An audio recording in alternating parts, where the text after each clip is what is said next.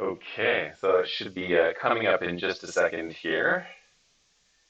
And I know that it's a little bit delayed. Usually when you do the live stream, you get maybe like 10, 15 seconds of delay till it actually shows up on YouTube here, but I see that it looks like it's kind of all ready to go.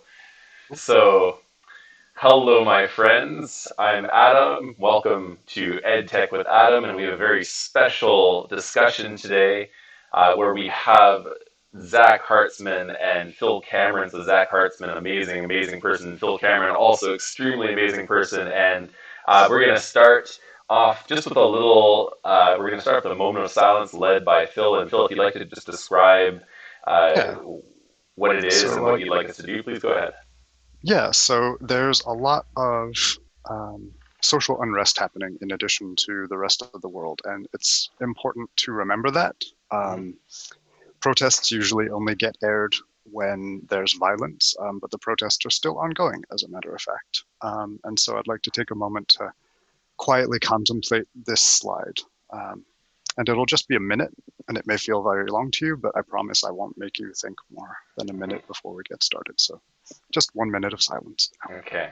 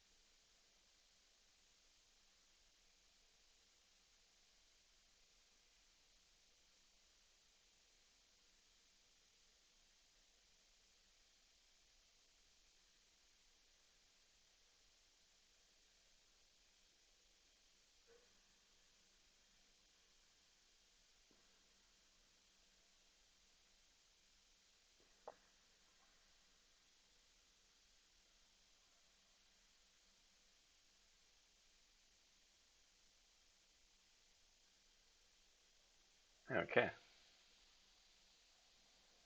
No problem.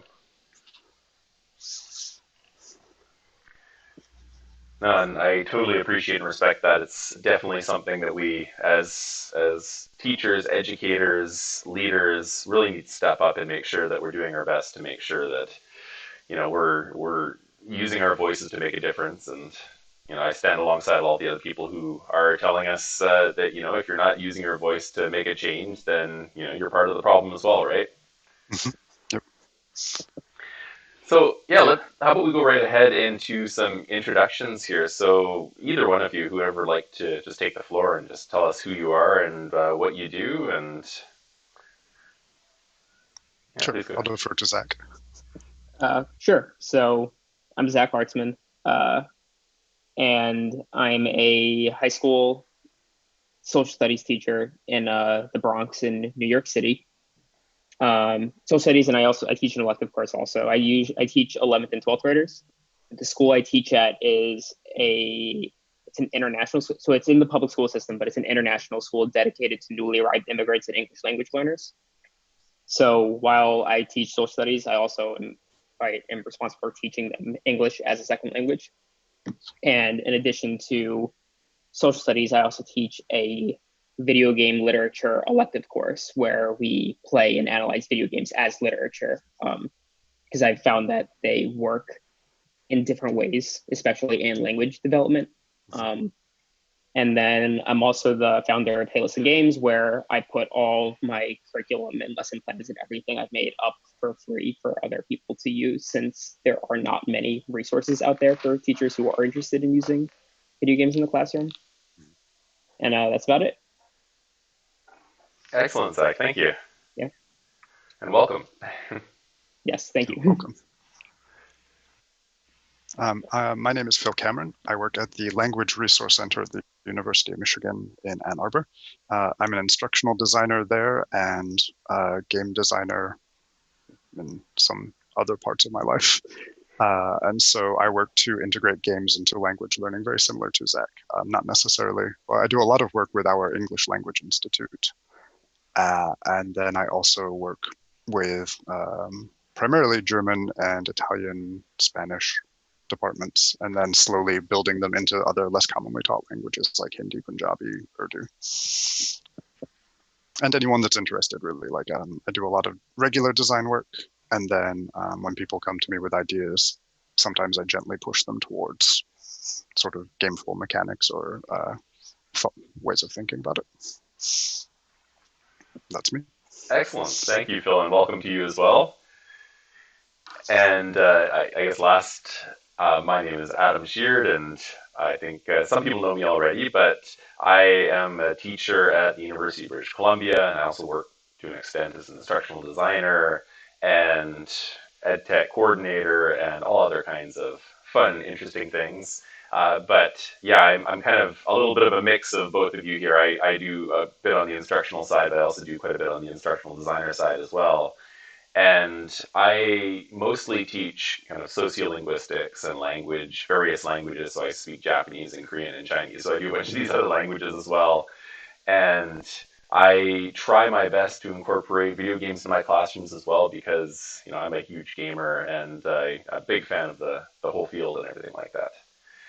Yeah, so I thought we did go from here and then just go into some of the examples of what exactly we're doing right now in our learning environments to try to incorporate some video games and how we're trying to use them in a kind of a pedagogically sound way. And maybe we can go with the order we had before. Zach, would you like to just lead us off and tell us about some of the cool stuff you're doing?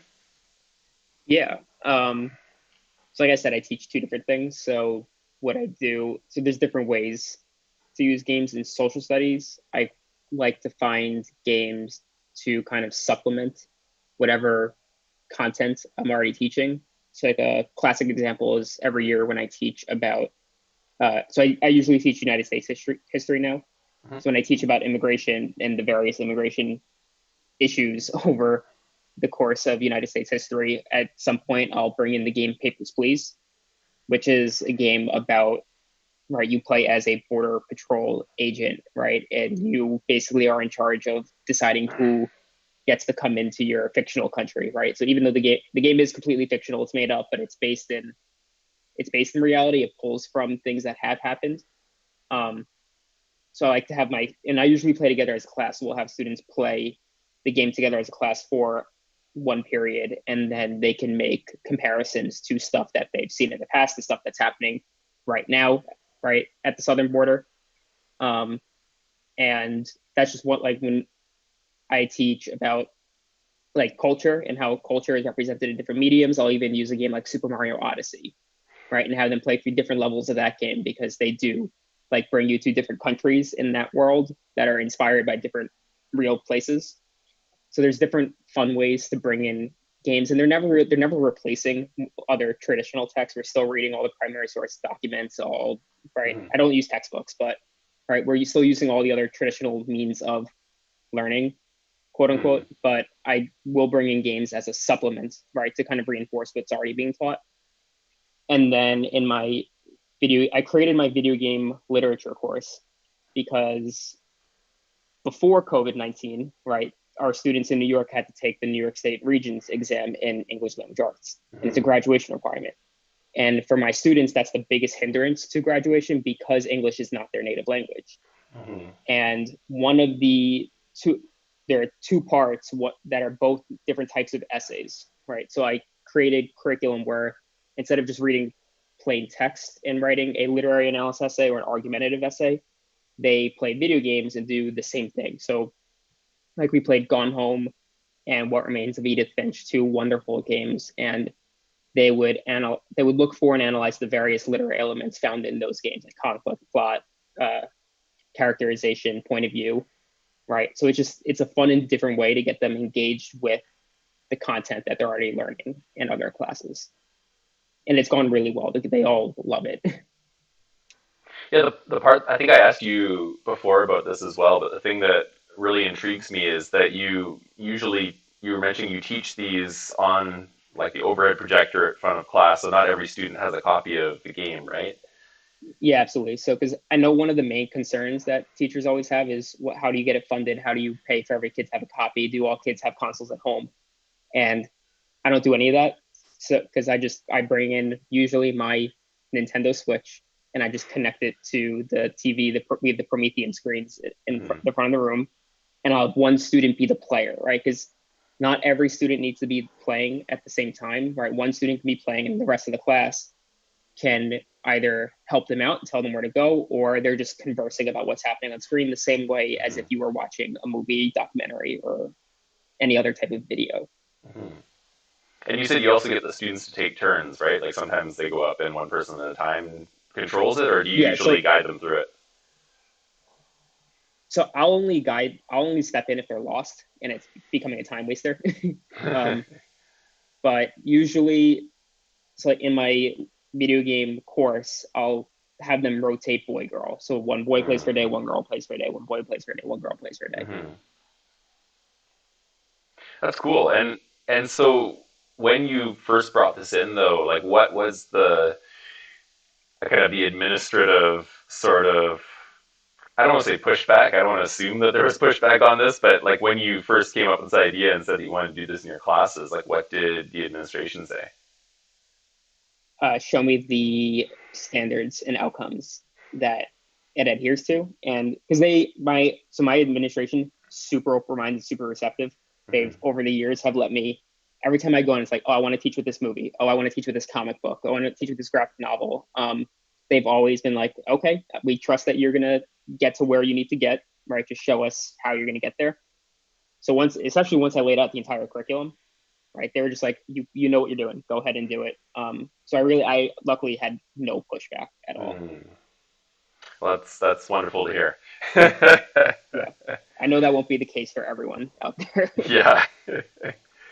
Well, how about Phill? Why don't you tell us a little bit about, you're mentioning that you work with a lot of instructors who might be incorporating some games. So how's that gone for you? What kind of stuff have you been doing there? Yeah. I'll talk about one of my favorite projects. Different from K-12, obviously, is a university environment, and learners of English as their second language are often faculty or TAs. And so we worked with the English Language Institute and Brenda Imber specifically there. And what we realized is that many TAs have trouble formulating explanations about their labs that they are teaching. And it turns out that teaching someone how to play a board game basically maps almost exactly to teaching someone how to use a lab, right? There's a preamble, there's the explanation, there's the step-by-steps, and then there's the attending and the troubleshooting.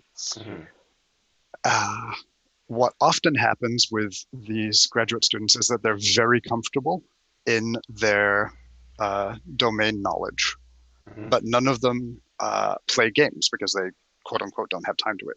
And so have time to do it. So what we forced them to do was learn new games very quickly and then teach those games to each other. And so we have a series of games that my colleagues and I curated that were in this sweet spot of needs explanation and has lots of questions, but isn't 4 hours to set up and 12 hours to play, sort of like Arkham Horror type board games, right? And so in this English language class, these students who were going to soon be instructors were forced out of their domain comfort zones, and then they had to learn to teach these games to each other. And so they were very engaged with the games because games are engaging, but they were also engaged with the process of learning to teach in addition to teaching the games. And that was really cool. And it was really nice to see the outcomes because, again, once you have a structure in place, you can start to synergize and like place that into other areas of your life. And they all did really well on that, based around the fact that we forced them to like play Pandemic and teach other people to play Pandemic and like what were the other ones? We used board games and video games. So Carcassonne Online, like the Super Nintendo game Lost Dwarfs from Blizzard. Yep. And like teaching people how to play that and then asking questions and like lots of procedural language in addition to other structural language. It was, everyone had a good time there and learned something. So I guess in that case, you worked together with the teachers and the teachers came up with sort of like the grammatical or like the different things they wanted to teach through the games, and then they made lesson plans for that, or? Yeah, we worked to set up the lesson plans with them, and then the specific points that we wanted them to cover during that we wanted the students to recognize and see during the gameplay. And so like our initial testing was, does this actually do what we think it will do? And then yes, you do have to have a structure, and there is a structure that better explanations of games have, and that then maps to these structures that teachers need to use when they're teaching in like a chemistry or a bio lab. Right? So yeah, they mapped those out. We made sure that they fit into the games, and then we helped them choose the games that best matched that. Yeah. Okay.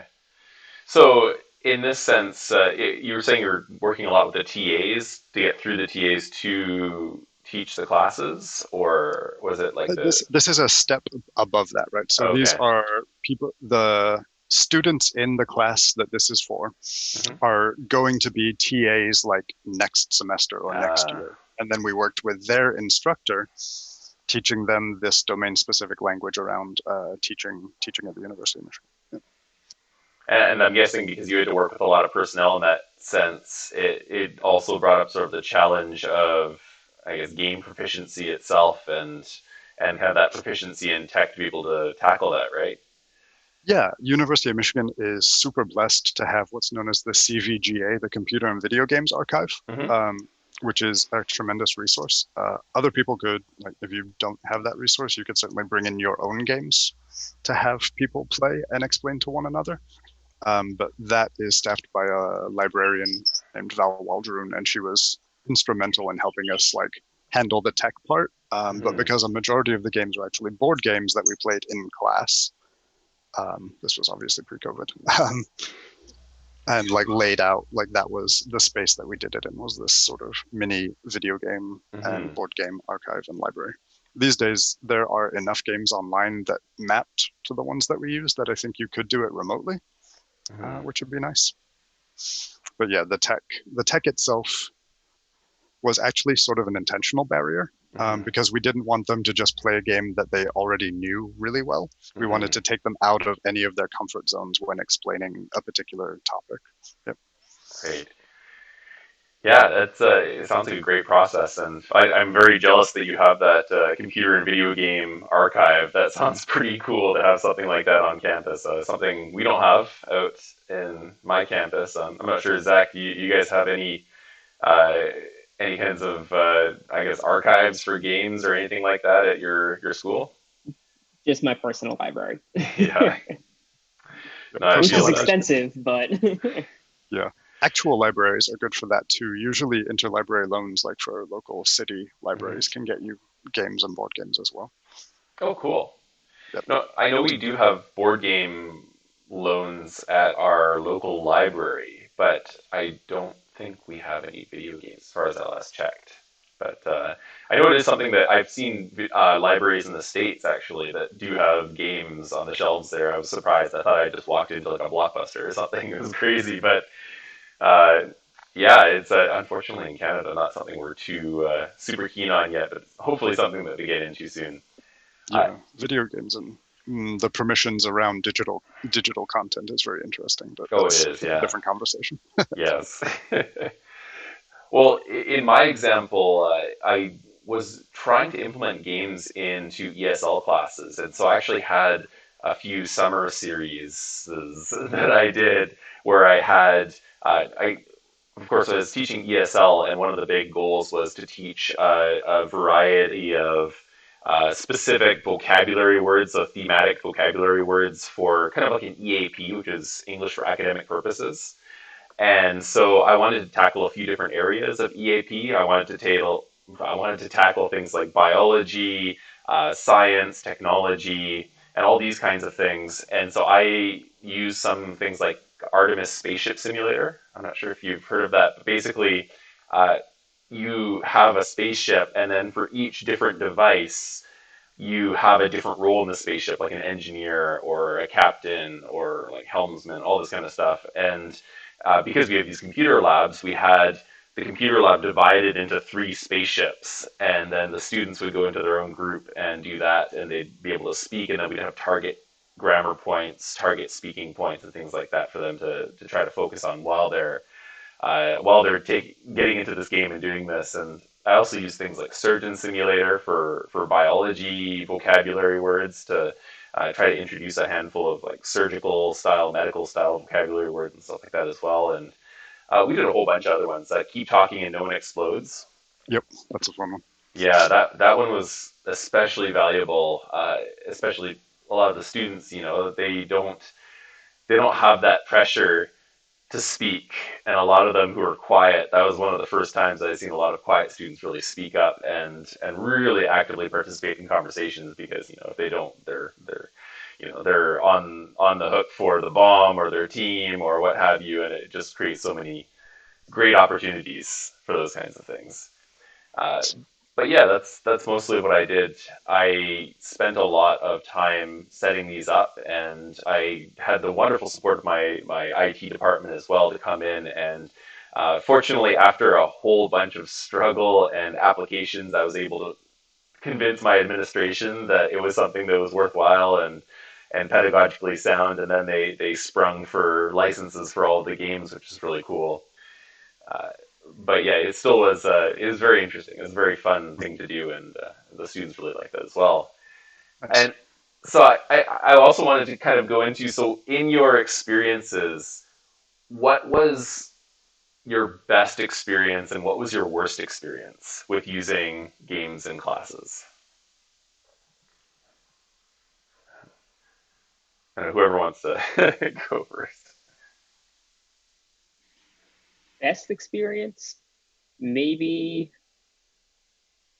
So I guess there's a couple different ways I can go about this. One, so because I teach at a international school, the nature of my population, a lot of them just have never played video games before because they just don't have consoles available. Especially a lot of my students from West Africa have never really had the opportunity to play, especially modern consoles. Mm-hmm. And then it's like compounded for my girls from West Africa who have never been, in many cases, allowed to play video games. So them coming into my class is really the first time that a lot of them are playing. And so best experience, seeing them get into it is just amazing because they want to. They see their brothers and their cousins and their friends playing this, especially during I have a million students in my classroom during lunchtime, usually, not anymore, usually in my classroom during lunchtime playing, especially Super Smash Brothers. So they're seeing that and they want to participate, but they haven't had that safe space to advocate for themselves. So just giving them the opportunity to do that in classroom, just seeing them light up at the chance to play, and even if they struggle, because there's a whole literacy around how to use a controller, right? If you've never held one, it is confusing. So even to have another student come and sit next to them and guide them through the controls as they play, right? It's just a really rewarding experience to give them that opportunity. And then the classic example I always go to with this type of question is one of my students, brilliant, really smart kid, but he is notoriously a bad writer. He's a terrible writer because verbally he's fluent in English, but his writing skills never developed greatly because he would never actually practice writing. Mm-hmm. And in this course, when we finished playing Gone Home, I assigned them to write a review of the game as if they were writing for a magazine or a website. And he sat down for an hour in the corner. He put himself in the corner of the classroom and wrote out 3 pages about the game. Right. And for someone like this kid, that's unheard of. And he just graduated. He's now on a full ride scholarship to a private school for a video game development program. Right. And Nice. The part of that is because of the class, right? He was not thinking about going into game development, right? He always liked games as a hobby, but he originally wanted to be a lawyer, right? So he completely shifted course after he saw that he could be doing more with games, especially as he learned more about how he wants because he's from the Dominican Republic, right? And he wants more people of color developing video games also, as he's gotten more like into the industry. That's awesome. That's really cool. Yeah, it's great too that you provided that safe space for your students where they could like go and build their communities around it. That's really nice to hear. Yeah, this really reminds me of like back in my grad studies, one of the courses I took was about the validity of text and different forms of text, and how, you know, we go through all these phases in human history where, you know, at first we were writing on stone tablets, and then someone came out and said, "Oh, here's a scroll." Have you seen the Monty Python skit where they talk about the whole scroll and tablet thing? And a guy comes in with this scroll, and he goes into like this like ancient monk monastery tech support, and he's like, "What's a scroll? How does this thing work?" And then the guy has to show him how it works. And then they show like 1,000 years later when they bring out the printed book, and this time it's a guy who's like, "Well, I know what the scroll is, and now I'm trying to figure out how to use this. What am I supposed to do with it? You open up the front. Wait. So I open up the front.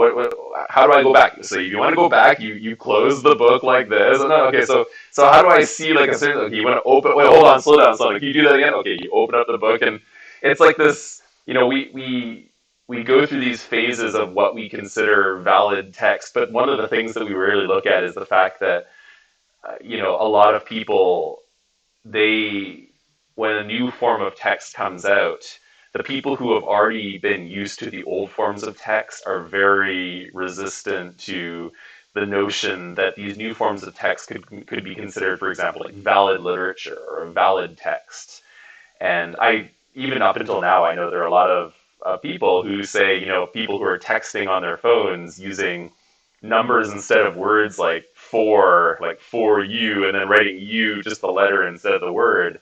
And we have a lot of criticism about that, even up until now, just almost as much as we have criticism as games being legitimate literature. But, you know, like Zach, you just mentioned, you know, a lot of these games, they can be very just as valid as a regular form of literature. They're very well made, very masterfully made. They hire just as many artists and writers as, you know, as you'd have writing a professional piece of literature or something like that, right? So it's a very interesting point, though, about, you know, how we need to really take a look at what text means, especially to the younger generations, and see how they're interpreting it, to really try to accommodate them, because you know, a lot of students might be used to this. They might be playing Fortnite 6 hours a day, and that's their literacy, that's their world. And to, you know, step back and say, no, here's a book, you got to read this.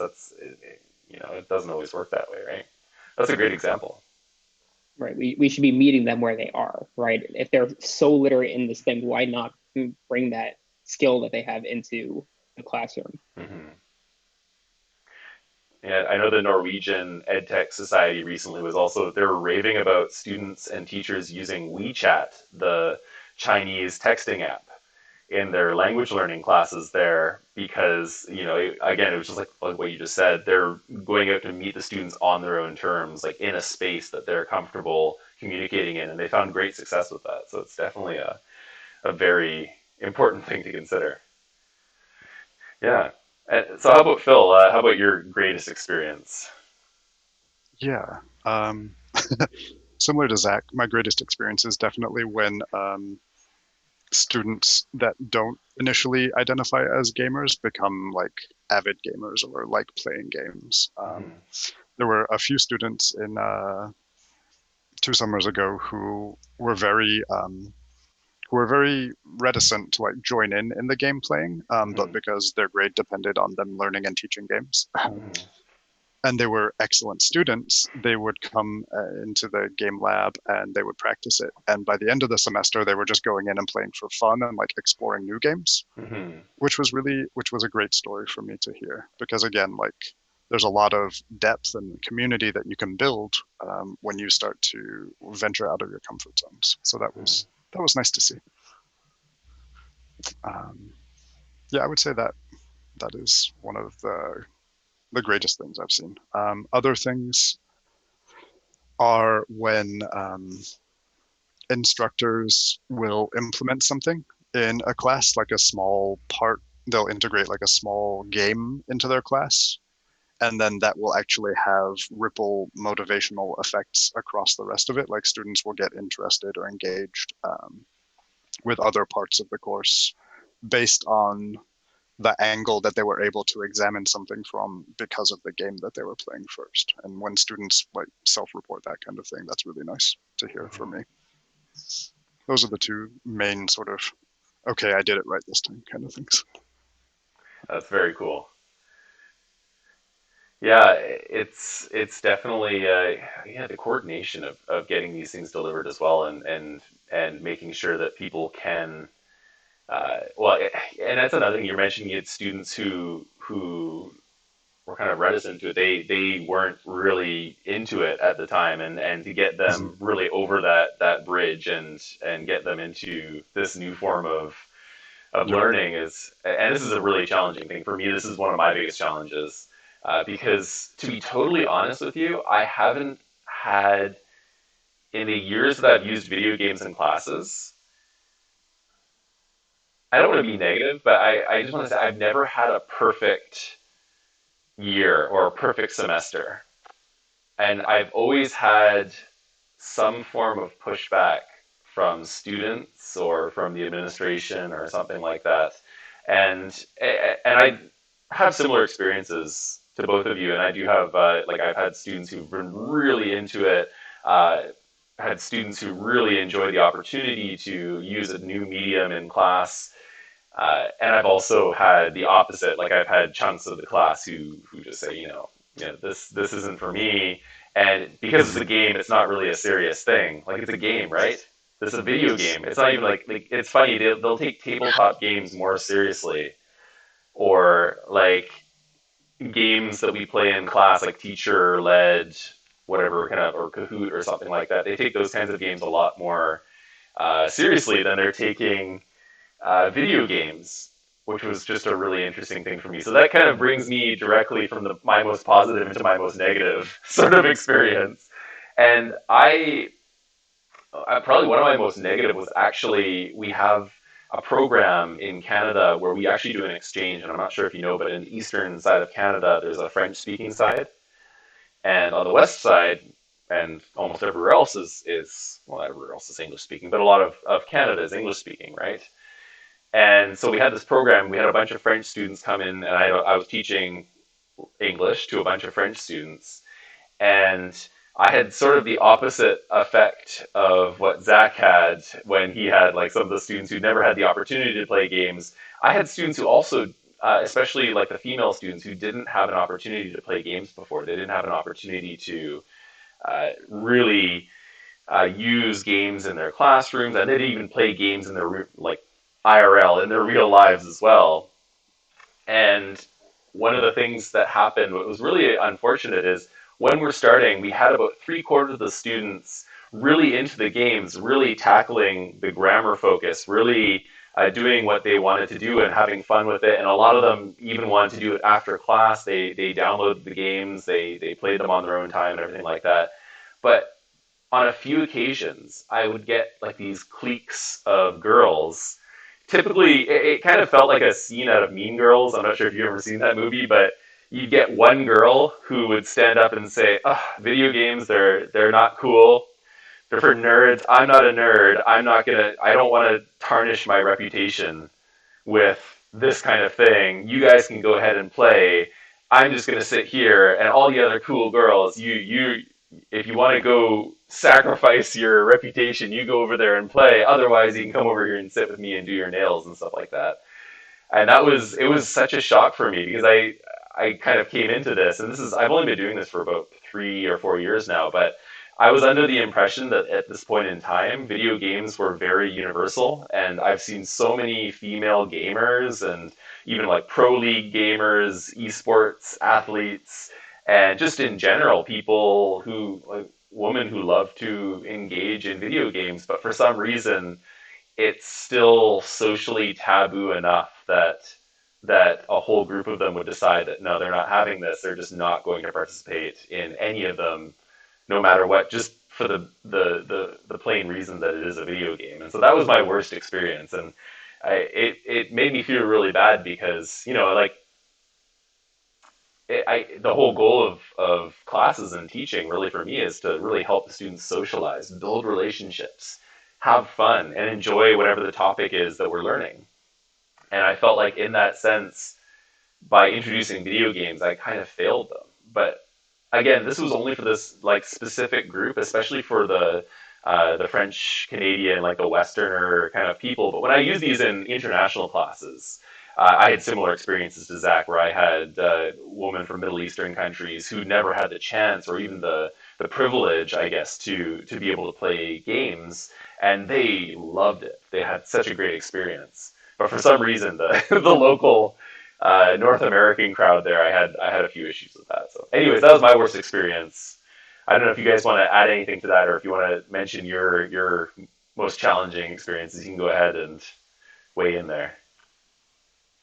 Yeah, so it reminds me, your negative experience reminded me of a definite failure that I've had to think about a lot, and that's uh, so another way that I help or that I try to get games integrated into classrooms is to think about sort of um, the pillars of game design. So like giving people the ability to fail safely is important and is very useful in classrooms. And then also the feeling of efficacy, like they're good at this, they can do it, right? Like I always think of Metroid and how Metroid models like wall jumping for you and then like gives you a few safe chances to practice it before they start throwing like things that will damage you in it, but always gives you another chance to do it again. Um, and so this is sort of like the gameful model. And so at the beginning of a course that I was helping design, it was basically like, here's just a million assignments and you can do whatever you want. And each assignment is worth a certain amount of points. And here's the grading scale. And you need to get like 8,000, what was it, 1,847 points for an A or something like that. And the feedback that we got was like, I was overwhelmed. I didn't even know where to start. All of the deadlines were at the end of the semester, and I just sat there with choice paralysis. And so, like the failure to give a framework for students that needed a framework was what I now know is the opposite of universal design, where if you create additional frameworks, it doesn't hurt the people that don't need it, but it does empower the students that do need it. And I definitely that was a rookie mistake where I thought I had enough framework, but it turns out you can never have enough framework. Again, because if your game is modeled in such a way that it's optional for the people that are highly proficient in whatever it is you're framing or scaffolding, then that's good. And again, you can never have too much to help everyone down the line in proficiency. So that's I consistently ask myself, how can I give more framework for this? Not necessarily structure, but a framework for integrating into it. And I find often that I fail in that at least 2 or 3 times. Yeah, for me, there's always, whenever I start my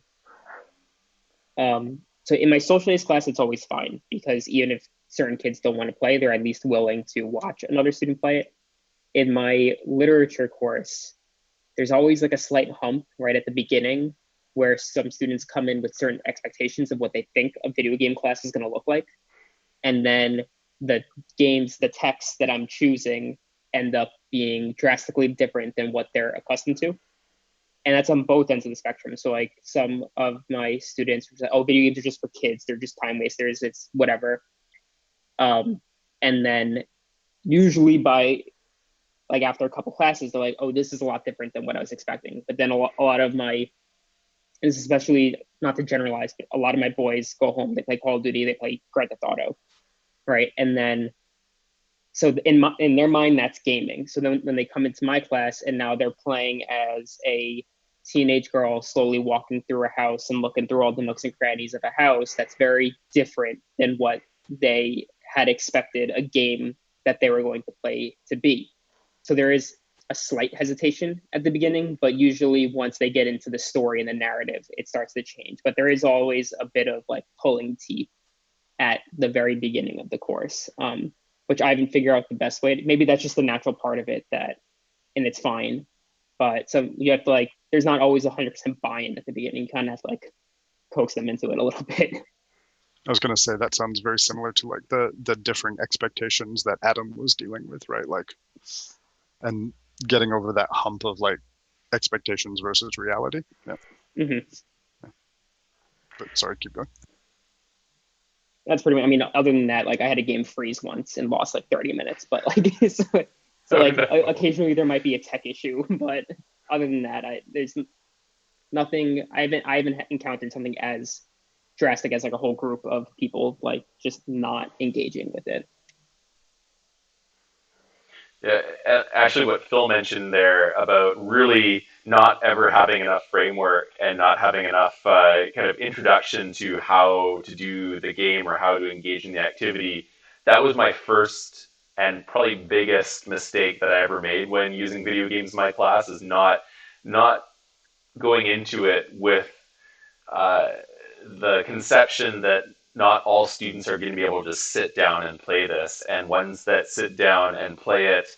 And I had the first time I tried it, I had a really big negative reaction from students, because one of the games that we played, actually it was the Keep Talking and No One Explodes. The controls of the game, and like, even though it's something, and for me as someone who games, like the concept of just being able to move around a box and click on a button and just like do really, really super simple, like very minimal keyboard commands, to me that was extremely simple.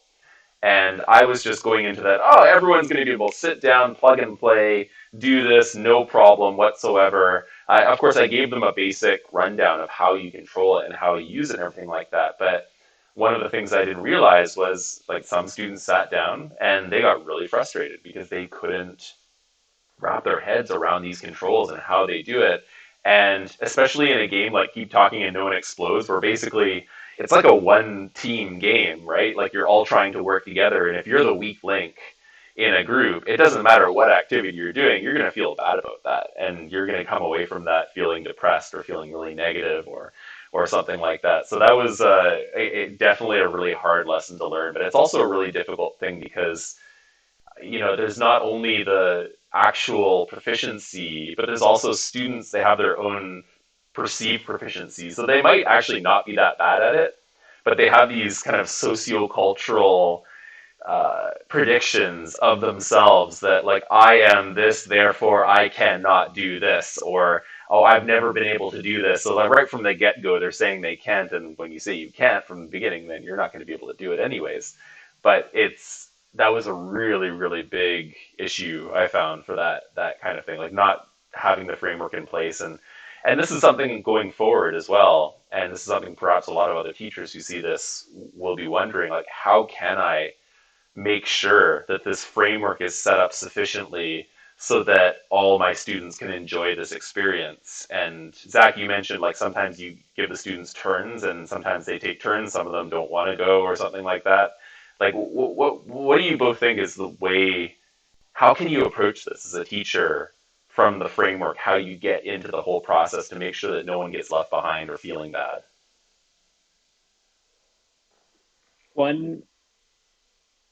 So one method that I tend to use, not in my social studies class, in my literature course, is I always start the game off teaching like mood, tone, and setting,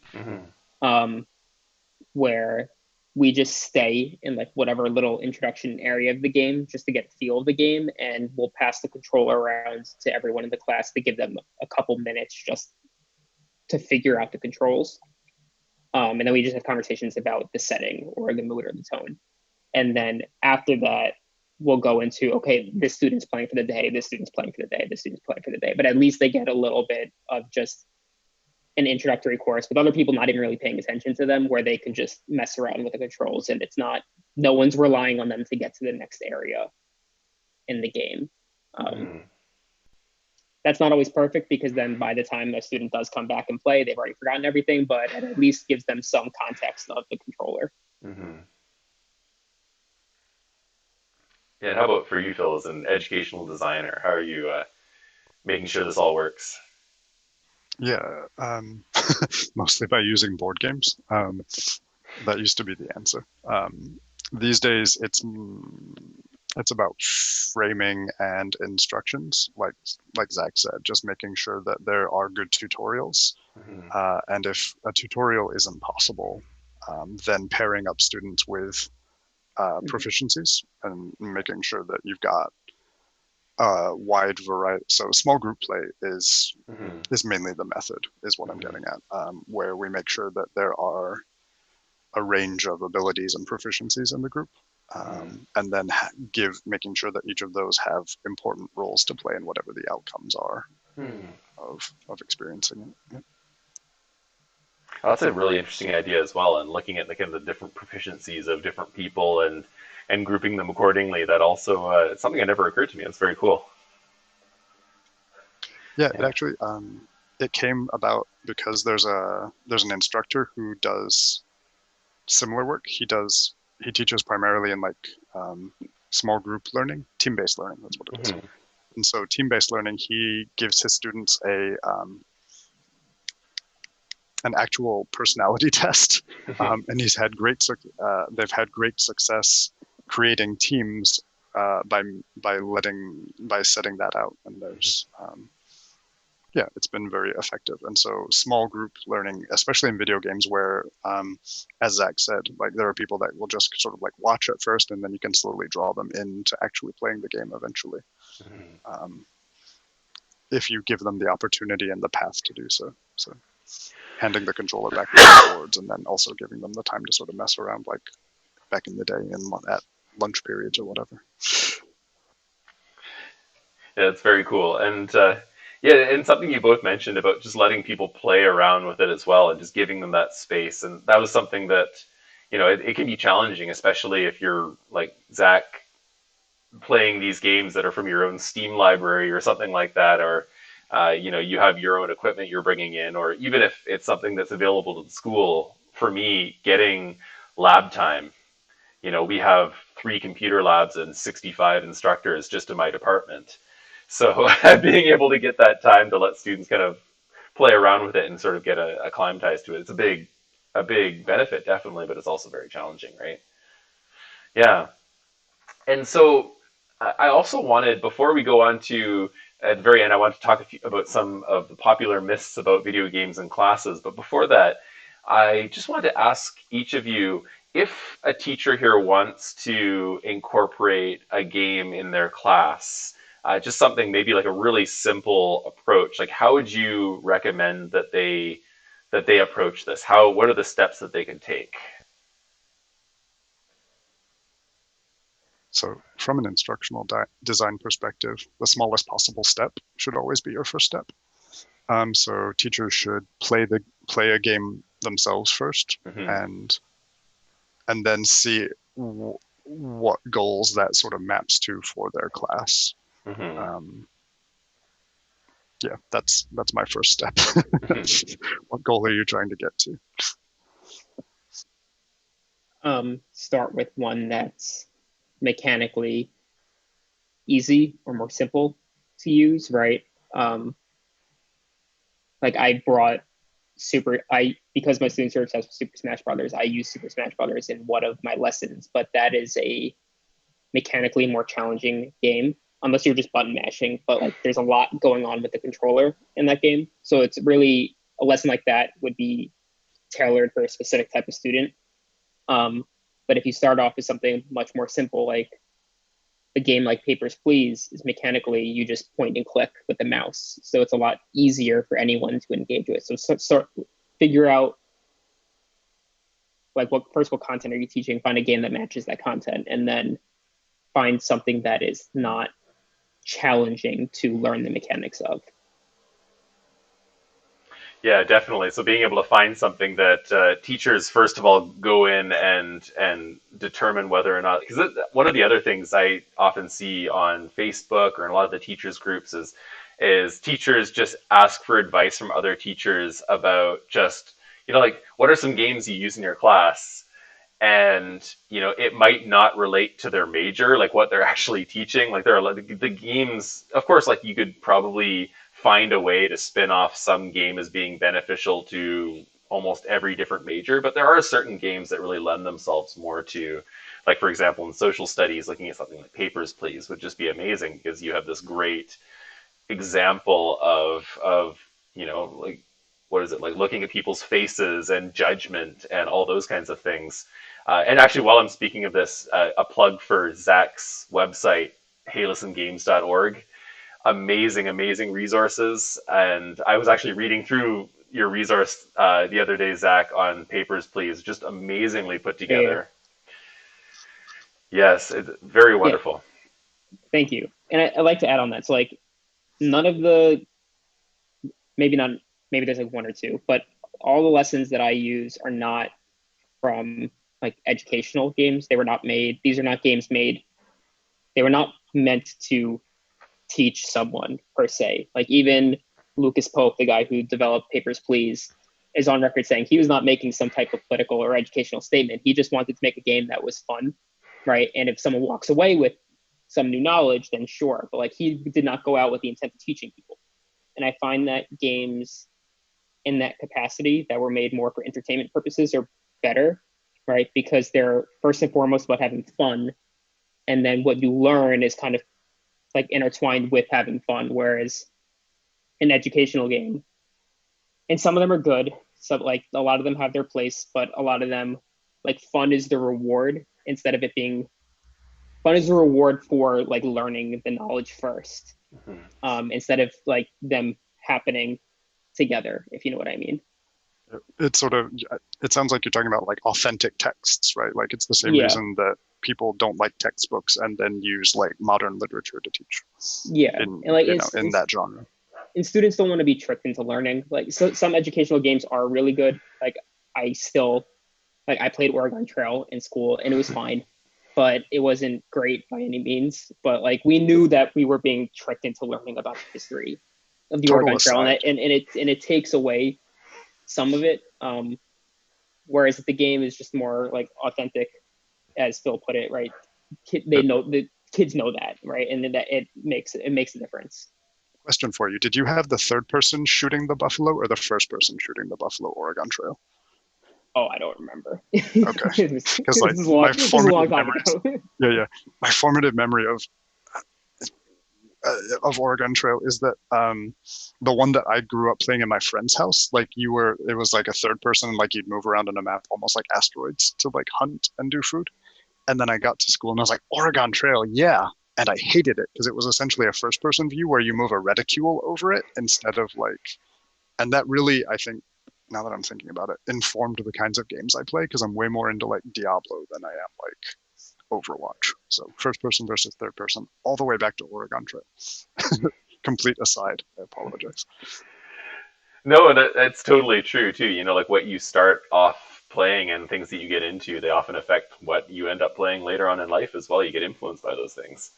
And the thing I really like what you mentioned there, Phill, is that authenticity factor. And that's the first thing that I was thinking about. And when we're talking about using video games in education, one of the big things that I know... That wasn't me. Sorry. Oh, no, you brought up authenticity. You mentioned that word.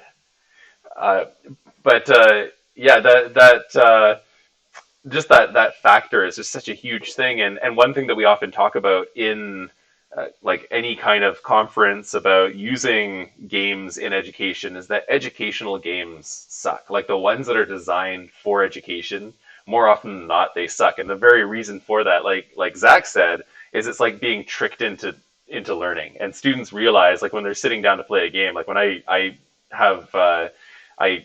actually consult some schools that teach younger children, like anywhere from 6 to 12 years old. And if you sit them down in front of a game that's an educational game, 5 seconds into it, they know this is not an authentic learning experience. They're not just in this learning something in maybe an organic way from the game, but this is something that's being force-fed to them. And it's just that authenticity just makes such a big difference in the whole experience, Yeah, it's a weird hump that like game designers haven't gotten, or educational game designers haven't gotten over yet.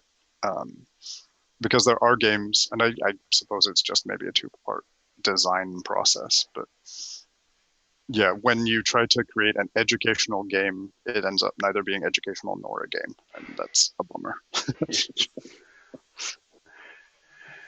Yeah, I've definitely heard that. If you do, I don't know if Zach was just being kind to the genre, but if there are educational games that have a place, I would love to hear about them, just to examine them from an interesting design perspective.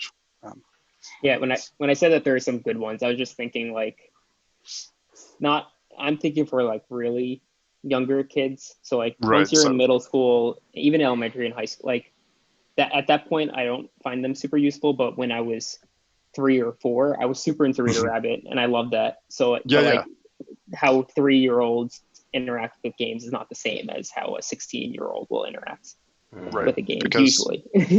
yeah, and that's interesting because at that point they found a good audience for that kind of thing, right? Where like you are still just straight up learning to type, and so your proficiency is increased, but that's something you want to do anyway. So that's the parallel proficiency games maybe is a thing to look at. Good point there. Thanks. Yeah, so no, this is a very Reader Rabbit. I was thinking about that. I played that a whole bunch, and Magic School Bus, that too. Oh yeah. And where in the world is Carmen Sandiego? Right? Yes. Oh, I love that game. Right? And straight up an educational game that was good. So these are places to start. Yeah. The unfortunate thing is I was so into that game, but I feel like right now the amount of geography knowledge that I actually pulled from that game is very little. I think I got a little bit more into the game than I did into the actual education and learning side of it. But and that's another thing too. A game can be designed for education, and there's that balance where if it's a little bit too fun and it leaves the educational side, or if it just doesn't include sort of the pedagogical foundation that make it into something that provides quote unquote good learning, it can definitely be, it might not serve its purpose in the way that it was originally designed to do, but that's, that's just the way of things, right? All right, so I was going to go on to sort of some myths about, and this is something that, I know these are myths. I'm sure you both know that these are all myths, but they're things that I still get asked about by other teachers, by professors, from all different levels of education. And one of the first things that I get asked is, like they say, video games are very isolating. They're socially isolating. And this is something a lot of teachers, when they see video games from the outside, they see one person, even if you're playing a multiplayer game, they see one person sitting in front of a computer, with their headphones on, doing the game. They see them by themselves. Even if they're on an esports team and they have a bunch of people sitting next to them, they're still like in their own world within the game. And they say that just that level of attention and lack of attention to other social spaces is socially isolating. And so this is just a myth, and it's something, again, I get asked this all the time. I know a lot of people, especially, I don't want to discriminate, but a lot of the older instructors and teachers that I work with have these concerns. So would you like to say anything to try to debunk this myth of games socially isolating people? I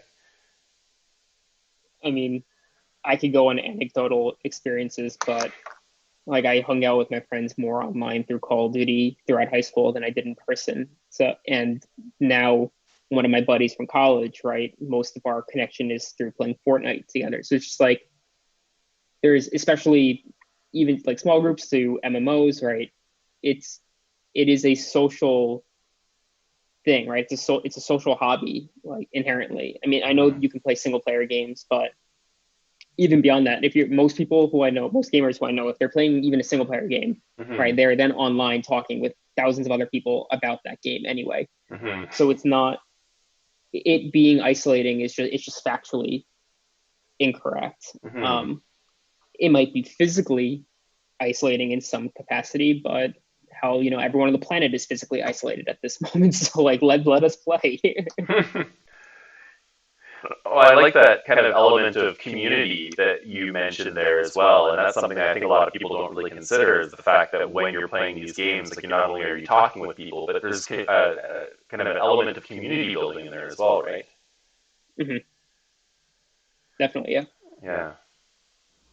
How about you, Phil? Yeah, it's mostly just echoing the community building and the staying in touch with people, right? Like if someone were aggressively asking me, like, or telling me that they thought games were socially isolating, I'd ask them if they'd ever played in like a bridge or what's the other one, Spades tournament, or if they played euchre, which is a very Midwestern card game. But right, and sort of like, well, why did you play that game, or like, what did you do? Did you go bowling? Like, it's about talking about building the social capital and the community building around games, definitely.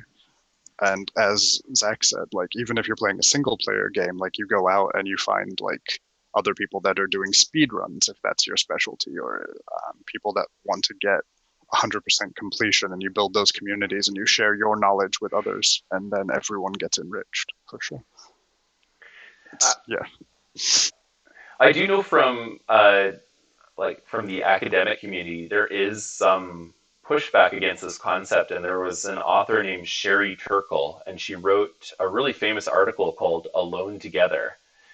And she basically wrote about how, despite the fact that we are engaging through games, through social media, online, through our devices, through computers, all these kinds of things, that effectively what they've found, or what some researchers have found, is that it's actually bringing us to a state where we have increased isolation, like psychological isolation, increased levels of depression, and all other kinds of things as well. And it was an interesting counterpoint to it, but basically just saying that, this new community that we're building, and this new kind of reality that we're embarking upon here as we move into the future, where we're communicating more and more through games, through social media, that actually we're becoming more alone in a sense, and we are losing that sense of community. But I squarely place myself on your sides on this one. I don't know what you guys have. You guys observed this? Oh, please go ahead. Yeah, there's a huge my response to that, I would say, and if I have to write a paper, then so be it, I'll write a paper. But the difference between social media and online sociability is huge. There's a wild variance between my Facebook feed and the private Discord channels that I'm a part of that are for domain-specific games, right? And I think that that's an important distinction to draw when talking about online gaming and communities of practice around that sort of thing. That's where I would start. What do you think about that, Zach?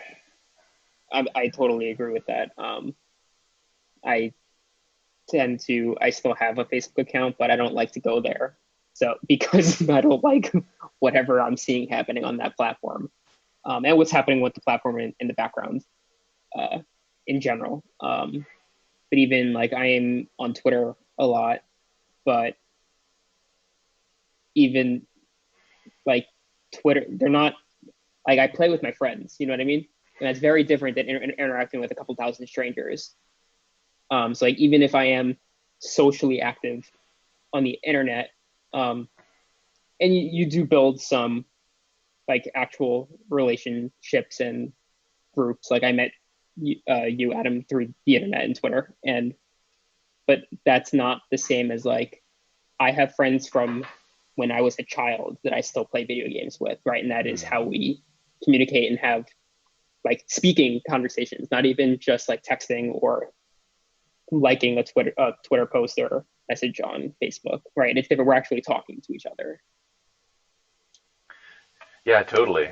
And actually what Phil mentioned there is something I didn't really consider very much before, the difference between that, online sociability and social media, and really a lot of the relationships that I make in these online games. Like, I played Final Fantasy 14 for quite a while there, and my fiance joined as well. And, we got really close with groups of people on Discord and people who you talk about real life stuff And it's funny because you do talk about real life stuff, of course, on Facebook and on social media as well. But then there's definitely a difference in how the content goes over, how the relationships are built, and it definitely feels like a lot more of a walking down the street how we used to do back in the 70s and 80s, and you'd say hi to someone you're passing by on the street, and you might talk with them more, build a friendship, build a relationship, something like that.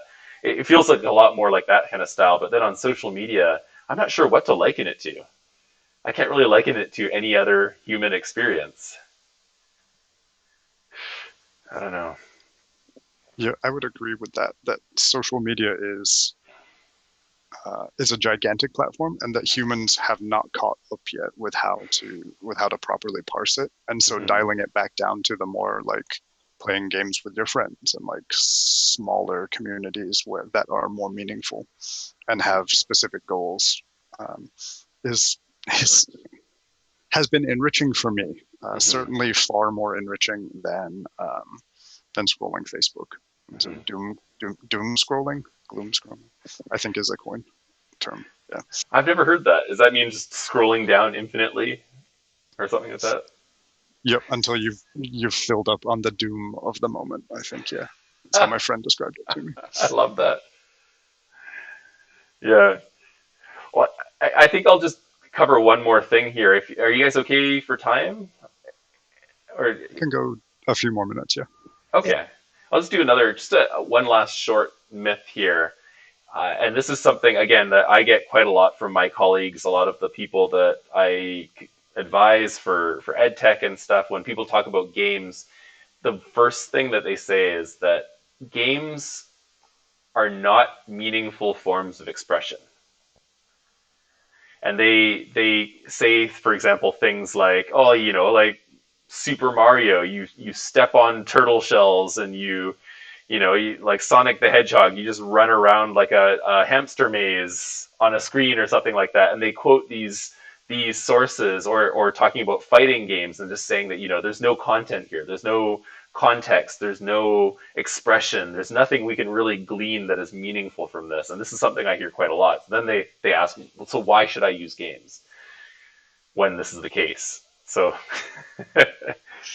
show them the outcry that just occurred with The Last of Us Part 2.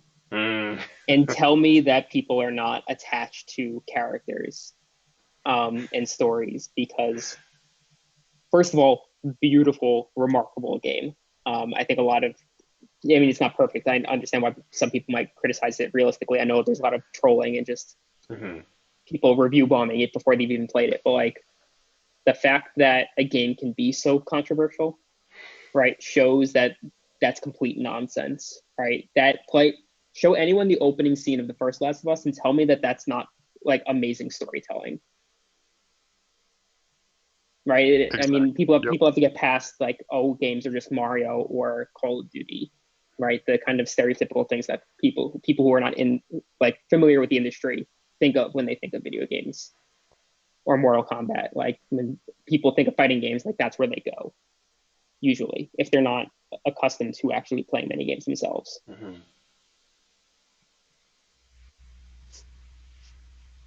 Yeah, like Zach said, Last of Us 2 and all of the other sort of experience games where they tell an excellent story is what I would point to as well, certainly. And then not even the cinematic ones, like show people a game like Undertale, right, or Celeste, or even these much smaller indie games, right, that focus so heavily on narrative, right? There's so much there that's not just right gameplay, and like in those games, like gameplay is a mechanic that reinforces the storytelling, or like the lesson of the game, right? Especially for Undertale. No spoilers.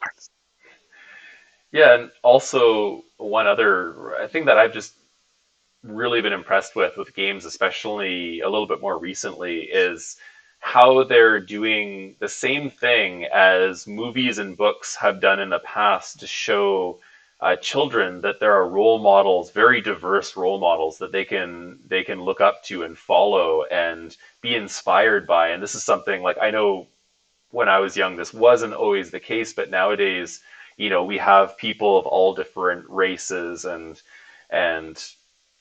people from all different things, like all different, the LGBTQ community and all these different representations. And I know that was a big contention point for The Last of Us Part 2 as well. And people were mentioning, I think it was about the female lead character in that, wasn't it? Mm-hmm. And at the same time, you had a huge amount of people saying, I'm so happy that finally there's representation of people like me in these games. I can actually play someone who is in that kind of situation. And I was playing Assassin's Creed Odyssey recently, and it's the same kind of thing. Like there's no, I know Ubisoft Montreal, they pride themselves in really building a lot of diversity and a lot of trying to take in different perspectives into the game. And you can go in as a main character, and it doesn't matter if you're like what your orientation is in the game. You can, if you want to, you can have a relationship with anything that moves, kind of thing, right?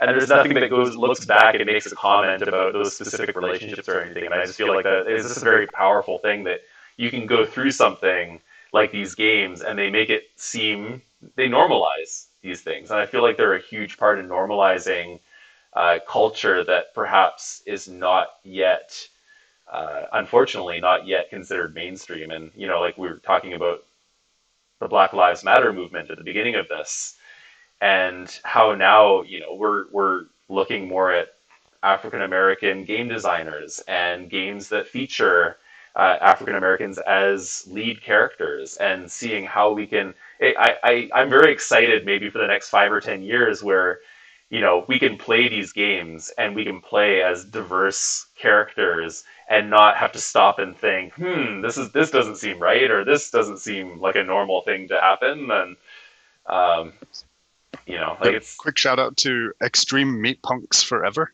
It's a video game by Heather Flowers. Are y'all familiar with it? I haven't heard that one. No is a financer. Yep.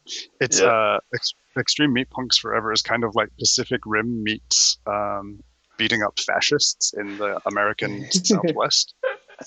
It's incredibly worth paying the money for, specifically because it has a wild amount, like just an excellent amount of diversity. It's written and created by a diverse group of people. It's well worth checking out. Extreme Meat Punks, meat, M-E-A-T, punks forever. Like I said, Pacific Rim meets beating up fascists. That sounds great. I will definitely check that out. Extreme Meat Punks. All right, I think I'll wrap things up here. I want to thank both of you so much. So thank you so much, Phill and Zack, for coming out and talking with us today and showing us that video games are a really great solution for learning in our classes, and definitely something worth exploring, if not just for the fun factor, but most importantly for the education factor and how we can actually in a pedagogically sound way, use these in our classrooms. And I'm so grateful for having you both here and sharing your time with us here. Yeah, happy to share. Happy to listen. Absolutely. Zach, I'm excited to explore your website for sure. Thank you. Oh, cool. Thanks. Yeah. Do you have any resources or anything like that you'd like to share as well, Phill, before we go? Or shout out to Extreme Meat Punks Forever. Yeah. Undertale already got mentioned. My favorite designer right now, their name is, give me just a moment, sorry. So the game that you can purchase again from itch.io is called Our Haunt. Okay. It's you can play it digitally. It's by Sword Queen Games. They're out of totally forgot where they're out of, with apologies, but Sword Queen Games is the dev company, and then if you go to itch.io and search for Our Haunt, that will bring up all their games.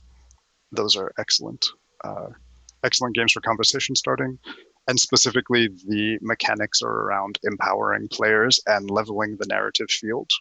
So video games are like a story you experience.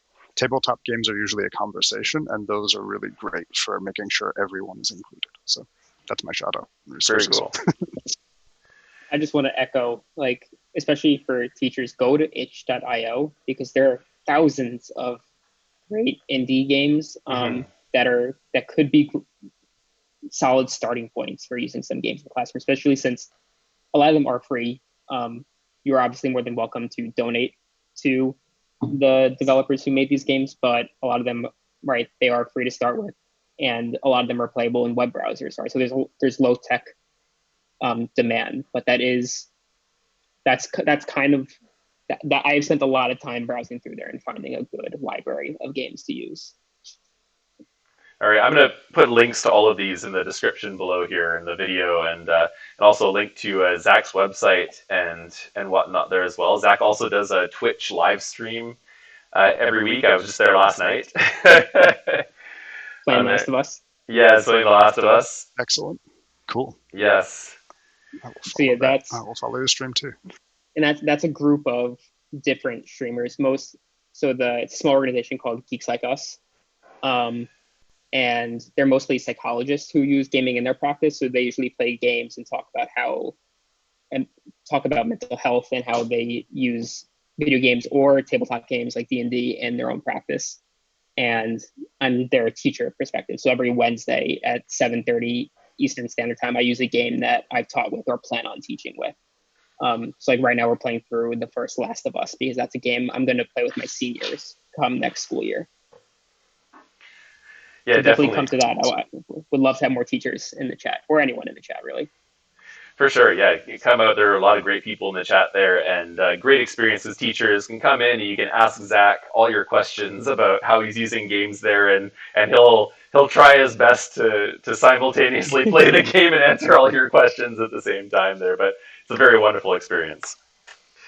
All right, so thank you again. Oh, sorry. Yeah, thank you. Nope, just saying thanks. Oh, yes, thank you, both of you again, for coming out. Really enjoyed talking with you both, and hopefully sometime in the future, maybe we'll be able to have the good fortune to talk again and maybe talk some more about video games and answer some more questions from people. So yeah, that sounds cool.